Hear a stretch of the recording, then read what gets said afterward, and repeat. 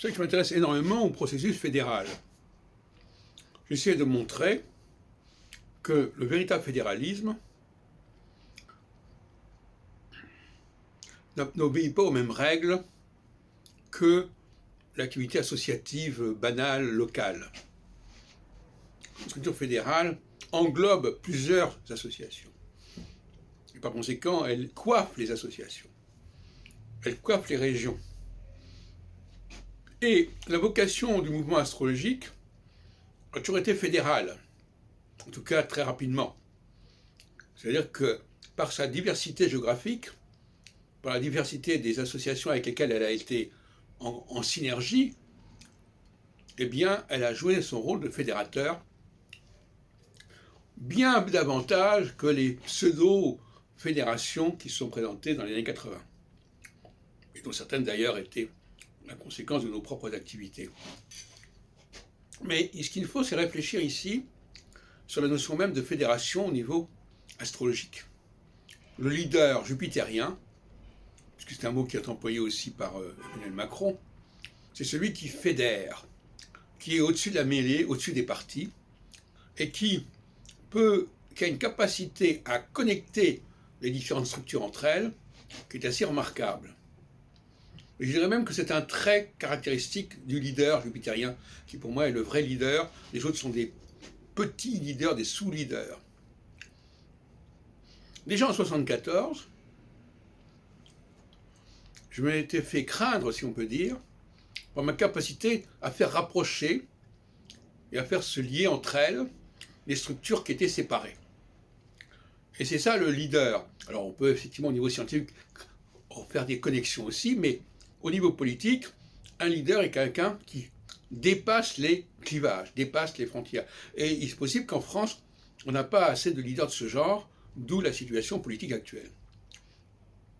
Donc en 1974, dans le cadre de l'organisation du congrès de Paris, dans le cadre de l'ISAR, l'International Society of Psychological Research, dont je vais devenir d'ailleurs le secrétaire général, Executive Secretary, eh bien, je rapproche, je réconcilie en quelque sorte le CEFA de Jean-Pierre Nicolas et le GERAS de Patrice Loisel à l'occasion de ce congrès, justement. Et d'ailleurs, lors de l'ouverture du congrès, c'est ce qui va se passer, je vais présenter cette structure confédérale. Et par la suite, je ne cesserai d'organiser des structures fédérales à Lille en 78, à Nice en 79, et à Bruxelles en 80.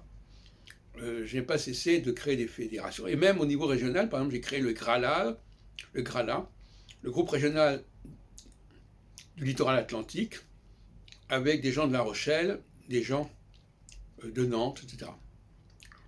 La Rochelle, c'était Didier Racco, à Nantes, c'était Olivier Brochard, et puis, je ne sais pas, d'autres encore. Donc, voyez-vous, et puis il y a eu cette fédération d'enseignement astrologique, dont j'ai été un des éléments quand même moteurs, et qui organisait, alors déjà en 84, ils étaient déjà présents, c'était déjà le début, le commencement de, puisque moi j'avais lancé le syndicat national de l'enseignement astrologique, qui a été présenté par Clarisse Kahn à la tribune du congrès de Lyon de 84, et puis un an plus tard, il y aura le congrès d'Orléans, en 85, dirigé par Denise Dapré. Voilà, donc ce que je voulais vous expliquer, c'est que, à l'exemple de mes... Je ne veux pas me mettre en avant spécialement, mais je veux mettre en avant le concept même de leader. Un leader, c'est pour ça que je dis que Barbault n'était pas un leader, bien il se soit prêté en 54, en 54, à une alliance avec le Collège astrologique de France d'Ourcel, et puis la Société astrologique de France. Il y a eu quelque chose de ce genre-là qui s'est plus ou moins mis en place. Ça n'a pas duré très longtemps, à ma connaissance. Et puis après, Barbault, on n'a plus entendu parler de quelque activité fédérale qu'il soit. Même s'il a, je crois qu'il a rejoint la fédération de Daniel Rousseau, mais enfin, il n'était pas à l'origine de ce processus. Donc pour moi, un véritable leader, c'est quelqu'un qui fédère qui fédère autour de lui plusieurs associations. Il peut avoir lui-même sa propre association, mais il peut être aussi au-dessus des associations. Et donc, il n'obéit pas à la même logique, à la même dynamique que les associations. Il fonctionne d'une manière tout à fait différente, notamment en n'étant pas lié à un lieu précis, en faisant des activités dans un très grand nombre de lieux. Par exemple, j'ai fait des tas de congrès. Par exemple, en 83, j'ai organisé un congrès avec l'Adréa de Alain de Chivray.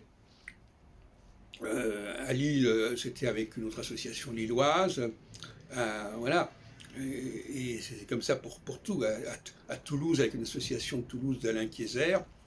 J'ai toujours fait mes activités de congrès. À Dijon, c'était aussi une autre structure. J'ai fait toujours mes activités de congrès. À Montluçon aussi. Il y a toujours eu localement quelque chose qui était là. Et à Genève aussi, bien entendu.